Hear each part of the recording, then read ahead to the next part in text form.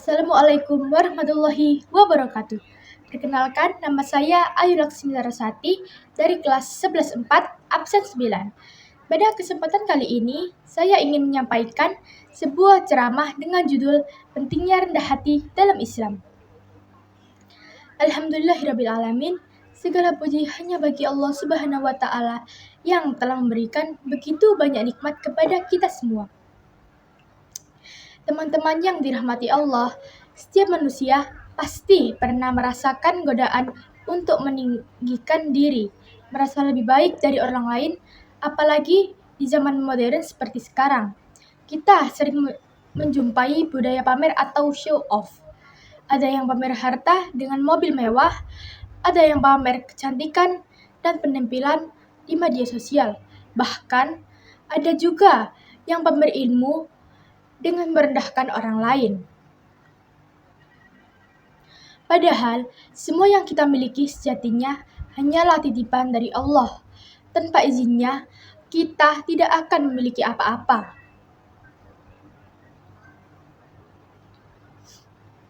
Allah Subhanahu wa Ta'ala berfirman dalam surat Al-Furqan ayat 63.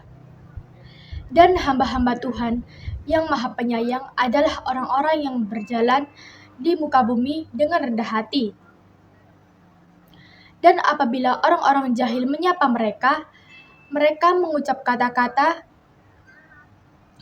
yang baik.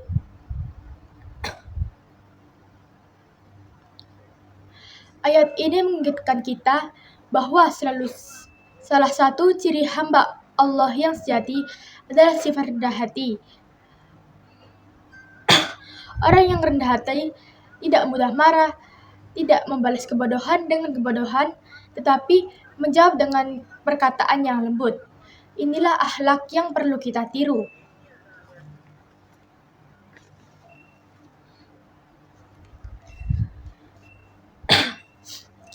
Teman-teman yang saya hormati, kerendahan hati tidak sama dengan kelemahan. Rendah hati bukan berarti minder, tidak percaya diri, atau merasa tidak berharga. Justru, rendah hati adalah tanda jiwa yang kuat, hati yang matang, dan pikiran yang dewasa. Orang yang tawadu sadar bahwa ilmu, jabatan, kedudukan, atau harta hanyalah titipan. Karena itu, ia tidak pernah meremehkan orang lain, sekalipun orang itu miskin, berbeda pendapat, atau terlihat kurang dibandingkan dirinya.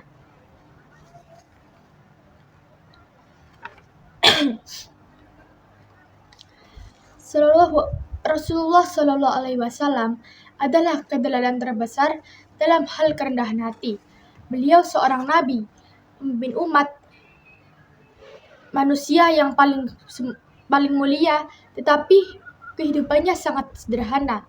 Beliau tidur di atas tikar kasar, makan seadanya, dan tidak pernah meminta dilayani berlebihan. Bahkan Rasulullah Shallallahu Alaihi Wasallam mendambal sandalnya sendiri, membantu istrinya mengurus rumah, dan tidak segan menyapa anak kecil di jalan.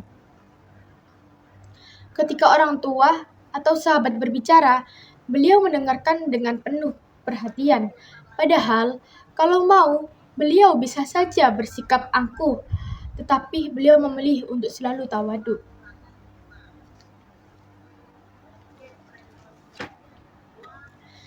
Para sahabat pun banyak mencontohkan kerendahan hati. Contohnya ada Abu Bakar As-Siddiq. Meskipun seorang khalifah, tetapi membantu rakyat kecil. Bahkan, beliau tidak malu memerah susu kambing untuk tetangganya. Lalu ada Umar bin Khattab yang gagah berani, rela berjalan malam-malam untuk memastikan rakyatnya tidak ada yang kelaparan. Lalu ada Ali bin Abi Thalib yang dikenal sebagai orang alim dan pemberani.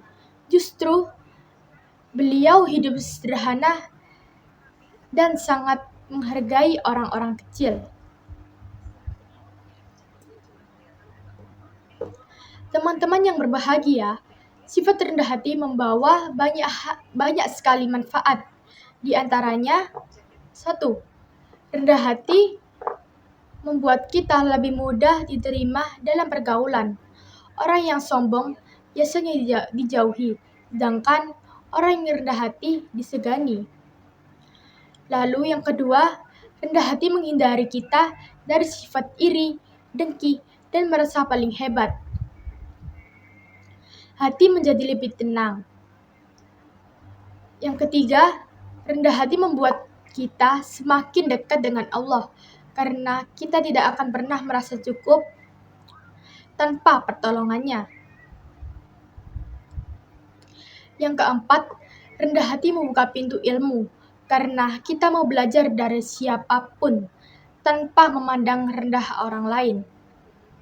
Yang kelima, rendah hati membuat hidup lebih damai karena kita tidak terikat gengsi atau keinginan untuk selalu dipuji. Sebaliknya, teman-teman, sifat sombong sangatlah berbahaya. Ada iblis yang diusir dari surga bukan karena kurang ibadah, tetapi karena kesombongannya. Ia menolak sujud kepada Nabi Adam dengan alasan dirinya lebih mulia karena diciptakan dari api. Kesombongan sekecil apapun bisa mengundang murka Allah.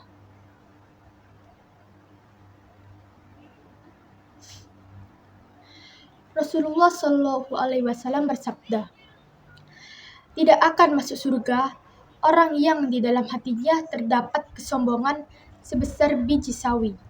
Bayangkan, sekecil biji sawi saja bisa menghalangi kita masuk surga. Bagaimana kalau kesombongannya besar? Tentu lebih berbahaya sekali.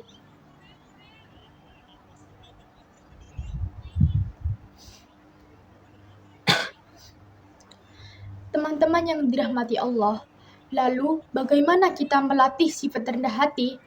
Ada beberapa langkah sederhana. Di antaranya yang pertama, membiasakan diri memberi salam dan menyapa orang lain terlebih dahulu. Yang kedua, tidak meremehkan pendapat orang lain meskipun berbeda. Yang ketiga, berani mengakui kesalahan, meminta maaf, dan berterima kasih jika dibantu. Yang keempat, menolong orang lain dengan ikhlas tanpa pamrih. Yang kelima, hidup sederhana walaupun mampu membeli banyak hal. Yang keenam, tidak pamer prestasi atau harta, baik di dunia nyata maupun di media sosial. Teman-teman sekalian, kerendahan hati bukan hanya dibutuhkan di dunia nyata, tetapi di dunia maya. Di era digital sekarang, banyak orang berlomba-lomba menunjukkan dirinya di media sosial. Ada yang pamer gaya hidup, ada yang merasa paling benar di kolom komentar, bahkan ada orang yang merendahkan orang lain. Padahal, jika kita benar-benar ingin dihargai, cukup tunjukkan sikap rendah hati. Gunakan media sosial untuk hal baik, berbagai ilmu, menyebarkan kebaikan, dan saling menguatkan, bukan untuk pamer atau menjatuhkan.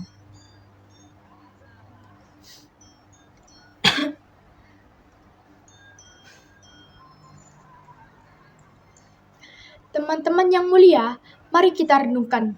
Sehebat apapun kita, sepintar apapun kita, sekaya apapun kita, pada akhirnya semua akan ditinggalkan jabatannya, harta, dan ketenaran tidak akan ikut ke alam kubur yang akan menemani kita, dan yang akan menemani kita hanyalah amal kebaikan, doa orang yang kita tolong, dan kerendahan hati yang membuat Allah meridhai hidup kita.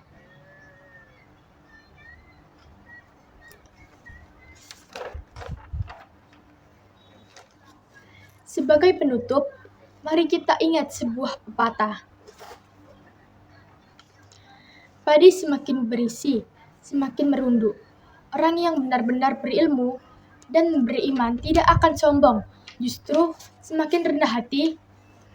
Mari kita berdoa kepada Allah Subhanahu wa Ta'ala, menghiasi hati kita dengan sifat tawadu, menjauhkan kita dari kesombongan, dan mengangkat derajat kita di dunia maupun di akhirat. Sekian ceramah dari saya. Saya mohon maaf jika ada salah kata dan segala kekurangan.